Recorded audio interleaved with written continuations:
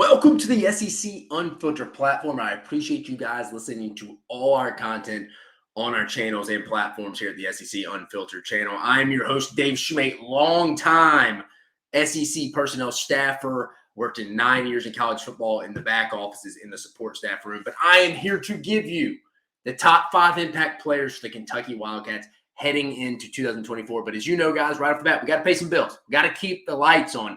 And keeping our lights on today are our buddies at Prize Picks. Go to prizepicks.com and use code SECU at sign up to get $50 instantly when you play your first $5 plus lineup. Again, guys, I did a prop, I think, last year for that Sunday night matchup with Florida State LSU. I think I took some Jaden Daniels, Malik Neighbors prop. I actually won. I can't remember what it was, but it was fun just keeping up with it. It's a different way to bet, but guys, go use them, man. And remember to use code SECU at sign up to get $50 instantly when you play your first $5 or more lineup. I highly encourage you to do that. But let's get to why you are here. The top 5 impact players for Mark Stoops and the Kentucky Wildcats heading into 2024 when they should be a pretty good football team. I feel like they're a few question marks away. But if you haven't tuned into this segment before, I've been going alphabetical order. Obviously, we're on the K's here with the Big Blue Nation. I go in reverse chronological order. I go 5 through 1, not 1 through 5. So we're going to save the best for last. Remember, this is impactful players, guys. Impact, not best. Impact. Right off the bat, guys, it's like a bold one. Only Kentucky fans would probably really know this. They've been keeping up with fall camp really since this guy's been here. But coming in at number 5, impact players for the Cats this year. Fred Faer, the wide receiver transfer from UAB. The numbers are not going to wow you. Go look at it, the box scores, his career stats, whatever you may use. They're not going to wow you at UAB. He played in 27 career games with 7 starts, totaled 29 catches for 389 yards. Pretty pedestrian, probably some would turn below average numbers, but it had 2 scores in Birmingham as well. Didn't want to throw that in there. But since he has started practice with the Wildcats, we've consistently heard the word consistency. Most consistent receiver on a very frequent basis when discussing the 6'1", 190-pound transfer. Sounds like he has been the most consistent receiver out of anybody in that wide receiver group. But that's a pretty good group. But consistency's been an issue there. But Dane Key, good player. Barry Brown, good player. They even brought in the North Texas transfer, Jamari Macklin, who should be an explosive playmaker for them vertically in this game. Again, consistency will be key here because this is a group outside of Macklin and obviously Faer, but I'm really looking at Barry Brown and Dane Key. Underachieved a little bit last year. Didn't help Devin Leary. They led the conference in drop passes. I don't think they're going to replicate that this year. I think they're going to help Brock Vandergriff, but I also think they need some stability, some consistency with a guy like Fred Faer. So that's why I think he comes in at number 5 on impact players for Kentucky in 2024. Kind of off the radar, under the radar. I'm kind of proud of this pick, if I'm being honest, just following him during fall camp. I think they need a consistent presence in that room. We see the big playmaking ability. We see the vertical threat. Let me see the consistency. So that's why Fred comes in at number 5 for me. Number 4, another transfer. Georgia inside linebacker Jamon Dumas-Johnson rolling in at the inside linebacker spot. Coming off a hand injury, missed the SEC championship, made Georgia play some young guys like C.J. Allen, Raylan Wilson in the SEC championship game. I think some of that may have been the difference from Alabama establishing a run game with Jace McClellan, Roydell Williams, and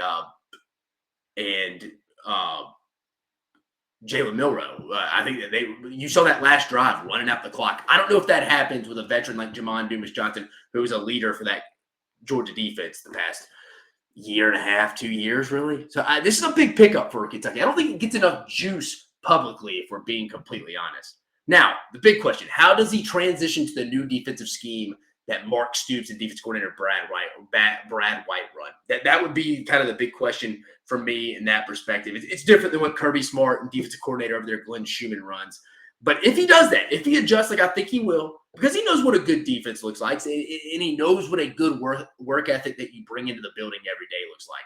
He's coming from one of the hardest programs, hardest cultures in the country. He's going to know. But people will be looking for him to lead because of where he's coming from. I do think he can take this defense from good to really good if he takes that next step. Because, they got Garrett Jackson right next to him, and a really good player, and has led him in tackles for the last 2 years as well. I think Jamon Dumas-Johnson could arguably be higher on this list, but he comes in at number 4 for me. Moving to number 3, right guard, Jagger Burton. The redshirt junior has been in the program in Lexington for quite a while now. He's seen action in 29 career games, making 25 consecutive starts. That's a lot of football, guys. in games. It just 25 straight consecutive starts in the SEC. That's a lot of football. Started in 12 games. He played this past season, earning the nod at center for his first 3 games. So he's versatile, can play anywhere on the inside at right guard, left guard, or center. He also is on an offensive line unit that has not really been themselves since his true freshman year. I mean, the last big blue wall that you saw, if you don't know that, that's Kentucky's name for the offensive line. It's probably the best one. They've really been that good. They've been underwhelming really since 2021, I would say. This is his time. This is his team. This is his offensive line unit. They need to get their swag back, and I think it starts with a veteran leader like Jagger Burton, who saw his freshman year what it's supposed to look like, but hasn't seen it really the last 2 years.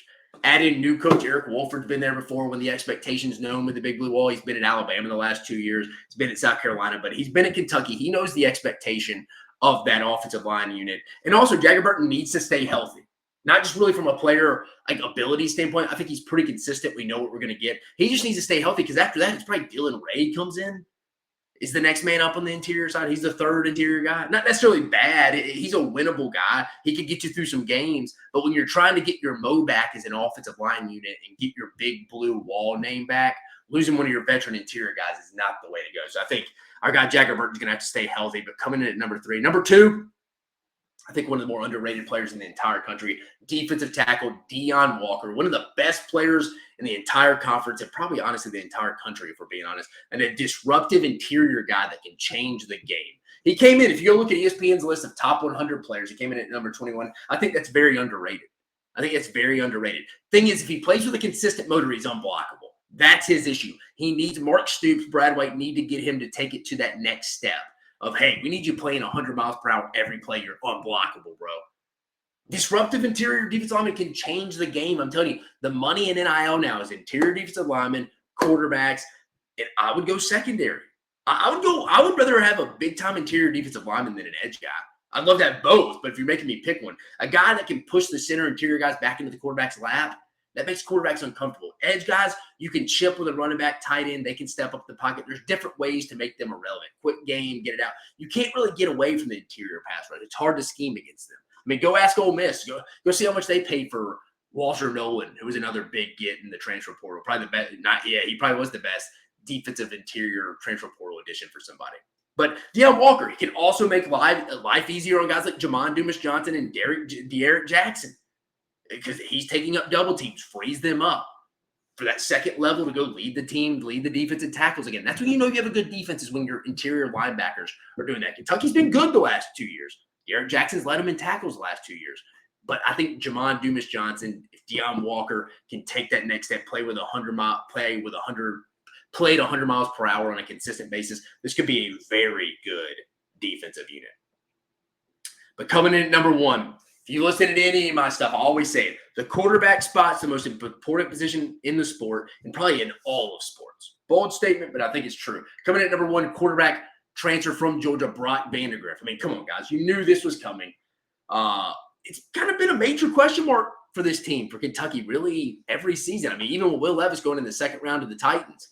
I think some of that stuff, to be fair to Will Levis, was the big blue wall. The offensive line wasn't up to standard. But a key to look for in this one, I would say, is the relationship between Brock Vandergriff and Bush Hamden coming over. Bush Hamden, the offensive coordinator, coming over from Boise State. He trained now Arkansas starting quarterback Taylon Green. What's that relationship? I think you see the quarterback used in the run game schematically more than we've seen a Kentucky quarterback in quite a while. I think Brock Vandergriff's going to have to be used in the running back game because Chip Trainum's out. I think you have to probably a little bit more than they would like right now, if I'm being honest. I really think you'd have to. I mean, you're going to have to use him a little bit more in the running game until you feel good about running backs like, NC State transfer from last year. He was on the roster last year, but didn't really do a whole lot. But the Demi, Sumo, Carne Bay, and then I think they like the true freshman Jason Patterson as well. If one of those two guys could arise as RB1, that would take the load off. But I do think either way, even if one of those guys steps up, Shumate, Carne Bay, or Jason Patterson, if one of those guys step up, I still think you're going to see Brock Vandergriff using the run game just to help it out so it's not just there's not easy tendencies to pick up and just, hey, we're just turning the ball, handing back over to Benny Snell or Zach Rodriguez or anybody like that. You know what I mean?